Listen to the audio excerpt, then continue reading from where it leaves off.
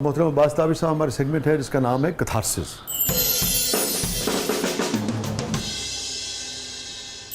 Happiest moment آپ کی زندگی کا؟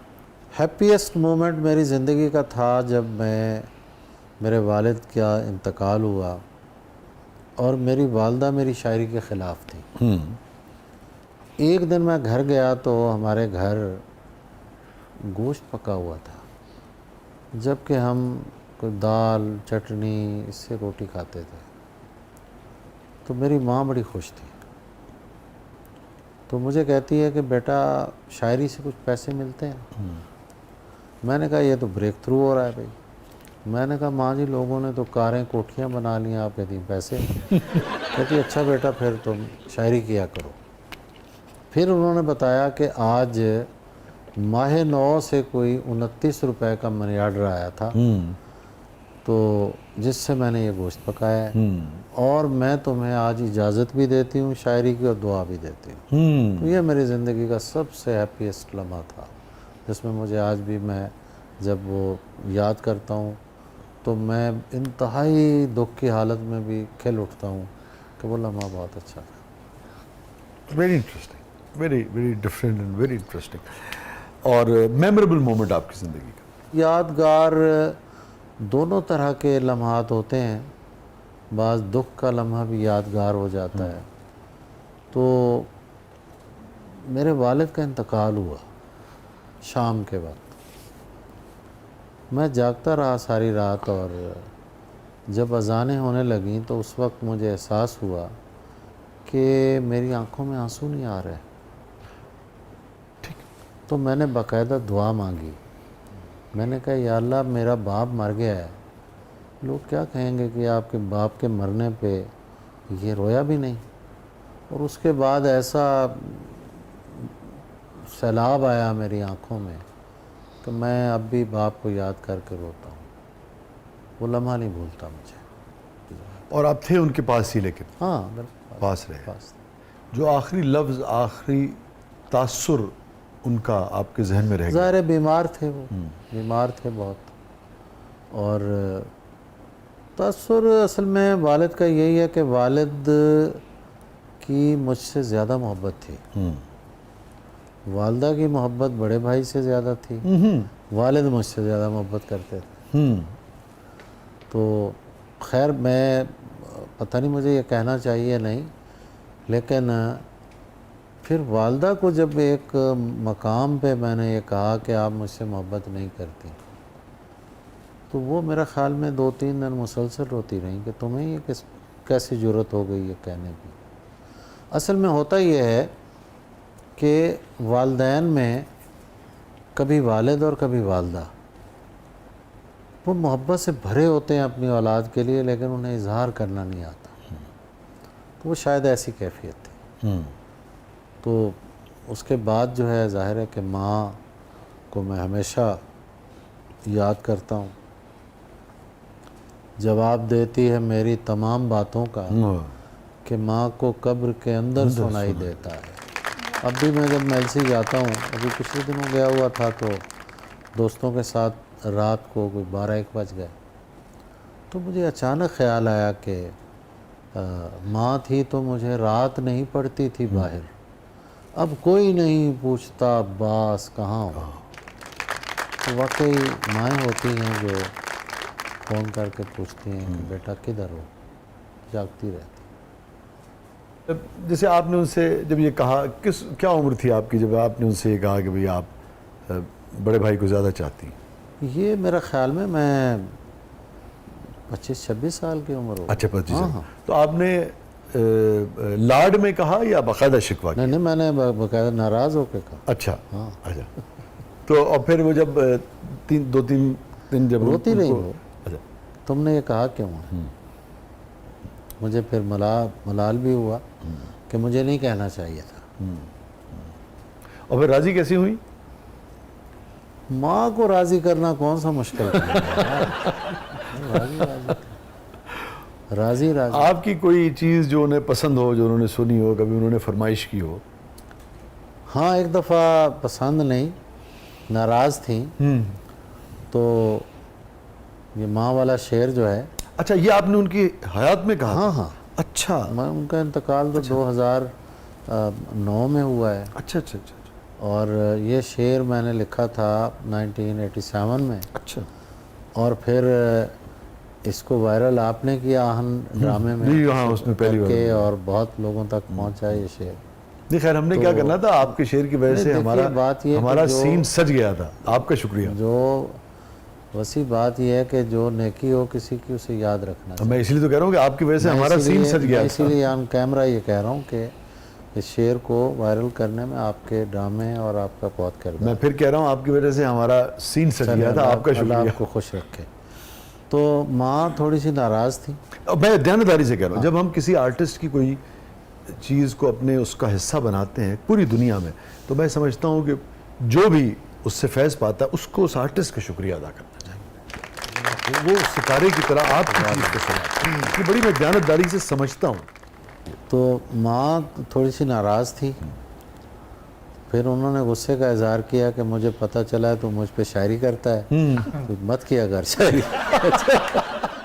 واہ، لیکن ایسا وقت آیا کہ میں جب میلسی جاتا تھا نا، میں لیکچرر ہو گیا تھا، تو اب میں بیٹھا ایک کمرے میں شعر کہہ رہا ہوں، تو کوئی دوست ملنے آیا تو وہ کہتی تھی نہیں وہ آرام کر رہا ہے۔ پھر مثلا چائے سے وہ منع کرتی تھی، میں شعر کہہ رہا ہوں تو وہ ہر آدھے پونے گھنٹے بعد چائے بنا کے لا رہی ہیں کہ میرا بیٹا شعر کہہ رہا ہے۔ واہ واہ، تو یہ ان کی محبت اور دعائیں ہیں سارے۔ جی، تو آپ کو پھر والدہ کی طرف سے اذن، دعا، سب کچھ حاصل ہو سب گیا؟ کچھ حاصل، واہ، اب تک حاصل ہے۔ ہاں نہیں وہ تو پھر ساری زندگی چلتا ہے۔ کیا کہنے تابش بھائی، سب سے تلخ یاد زندگی کی؟ یہ میں نے کبھی ذکر نہیں کیا، میرے والد کی ڈیتھ ہوئی تو اگلے دن میری بہن جو اس وقت میرے خیال میں ہوگی 12-13 سال کی ہوگی، اس نے میرے ماموں سے کہا کہ مجھے 8 آنے دیں، بچی تھی۔ ہاں، تو ماموں نے کہا بیٹا ابھی لوہار کو میں نے آرڈر نہیں دیا، وہ بنائے گا تو پھر میں دوں گا۔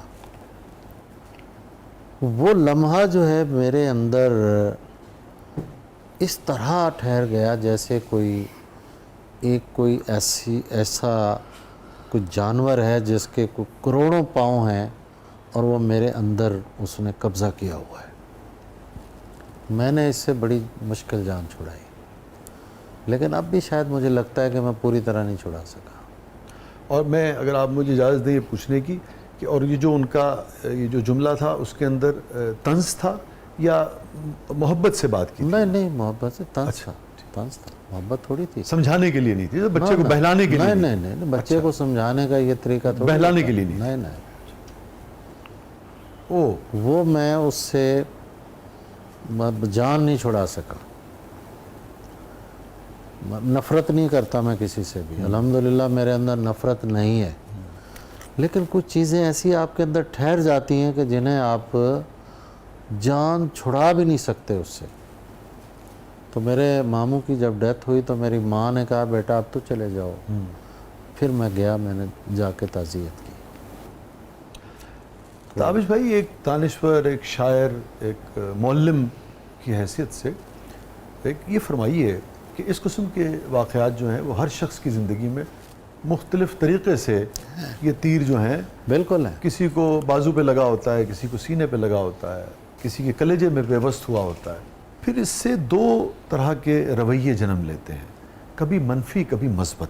آپ کیا اس معاملے میں کہیں گے کہ اس تکلیف سے کیسے مثبت رویوں کو جنم دیا جا سکتا ہے؟ اس کے لیے کیا کرنا چاہیے انسانوں کو؟ ہم کہتے ہیں کہ first impression is the last impression, یہ بڑا فضول جملہ ہے۔ ہم کسی کو دیکھتے ہیں نا، اس کا چہرہ اچھا ہو، ہم کہتے ہیں واہ واہ کیا بات ہے، اور ایک کسی آدمی کا چہرہ اچھا نہیں ہے، اللہ نے بنایا چہرہ، اس کی شکل دیکھ کے ہم کہتے ہیں نہیں یار ایک سازشی آدمی ہے، کہ ایک رائے کسی کے بارے میں پیدا ہوتی ہے، آپ فوراً اپنے آپ کو کہیں کہ بھائی میں اسے جانتا نہیں ہوں، واہ، یہ اگر اچھا ہے تو ثابت ہو جائے گا، واہ واہ واہ. کوئی برا ہے تو وہ بھی اسی طرح کہہ دیں آپ. تو اس طرح جو ہے آپ نیگیٹیوٹی سے جان چھڑا سکتے ہیں. ضروری نہیں کہ آپ کی رائے جو ہے حتمی رائے ہو. آپ دیکھیے طاوش بھائی، مجھے اس سے آپ کی بات سے ہوا اور میں نے ہمیشہ اس سے سیکھنے کی کوشش کی، عمل بھی کرنے کی کوشش کی. قرآن کی ایک آیت بڑی ابتدا میں اللہ کی مہربانی سے اس نے رہنمائی فرمائی، لوگوں کے بارے میں اچھا گمان رکھو. یہ تو سچی بات ہے. آپ جیسا گمان کرتے ہیں ویسے ہی آپ کی زندگی ہوتی ہے. گمان اچھا کرنا چاہیے. کیسے بیان کریں گے عباس تابش اپنی زندگی کو 3 لفظوں میں؟ مشکل، ریاضت اور محبت. واہ. بس یہ 3 لفظ. راحت نہیں ہے اس میں. محبت بھی محبت کی بھی ہے، محبت حاصل بھی بہت کی ہے، اور اللہ کا بہت کرم ہے. میں سمجھتا ہوں کہ میری اوقات سے اللہ نے مجھے زیادہ دیا ہوا ہے. راحت مشکل کے بغیر ملے تو لطف نہیں آتا. نہیں آتا نا. آپ پورا ہفتہ کام کریں اور ویکینڈ پہ آپ ذرا سستائیں گے نا تو آپ کو مزہ آئے گا. فارغ آدمی جو ہوتا ہے وہ تو زیادہ تھکا ہوا. کام کرنا چاہیے. بہت بہت شکریہ تاج بھائی. آپ کا شکریہ وسیع. مجھے بہت اچھا لگا بات کر کے. میرے لیے کمپلیمنٹ. اور بہت ہی اچھا. بس ایک شعر جو ہے نا میں وہ سنانا چاہتا ہوں. صرف ایک شعر. میں تو آخر میں آپ سے گزارش کرنے والا تھا کہ جیسے آپ سن لیجئے کہ چاند چہرے مجھے اچھے تو بہت لگتے ہیں، عشق میں اس سے کروں گا جسے اردو آئے.